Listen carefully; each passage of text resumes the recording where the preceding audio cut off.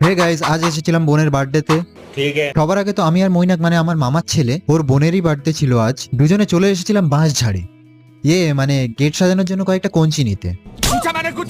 তারপর এসে দুজন বেলুন ফোলাতে শুরু করলাম, অর্ধেক বেলুন ফুলিয়ে তারপর দুজন এলাম চাম্পাটিতে কেক আনার জন্য। কেক নিয়ে ওখান থেকে ফিরতে ফিরতে সন্ধে হয়ে যায় আর একে একে বাচ্চারা আসতে শুরু করেছিল, আর তখনও আমাদের কিচ্ছু গোছানো হয়নি। তো তাড়াতাড়ি বাকি বেলুনগুলো ফোলাতে শুরু করলাম। বেলুনে হাওয়া ভরতে ভরতে আমারই হাওয়া শেষ হয়ে যাচ্ছিল। লাস্টে বেলুন ফোলানোর জন্য এই পাম্পটা ইউজ করছিলাম, আর মাও সাথে একটু হেল্প করছিল। তারপর ওই বেলুনগুলোকে নিয়ে বেঁধে গেটটা সাজাতে শুরু করলাম। অ্যান্ড দেন ফাইনালি কেক কাটার টাইম হয়ে এলো। মামি বোনকে নিয়ে কেকটা কাটছিল, আর দেখো অনেক ছোট বাচ্চারা এসেছিল। স্নো স্প্রে আর পার্টি সেল উড়িয়ে সবাই ভীষণ মজা করছিল। তারপর খাওয়া দাওয়া সেরে বেরিয়ে পড়লাম বাড়ির উদ্দেশ্যে। পিয়ালি স্টেশনে পৌঁছে দেখি স্টেশন পুরো ফাঁকা। ঘড়িতে তখন রাত 10:40। একটু পরে ট্রেন আসতেই উঠে পড়লাম, আর অ্যাজ ইউজুয়াল ট্রেনটা ছিল পুরো ফাঁকা। দেখতে দেখতেই দুটো স্টেশন পরেই নেমে পড়লাম বিদ্যাধরপুরে। তারপর এখান থেকে হেঁটে ডাইরেক্ট বাড়ি। সো আমি এখন বাড়ি যাই। ততক্ষণে তোমরা লাইক, কমেন্ট আর সাবস্ক্রাইব করে দিও। টাটা।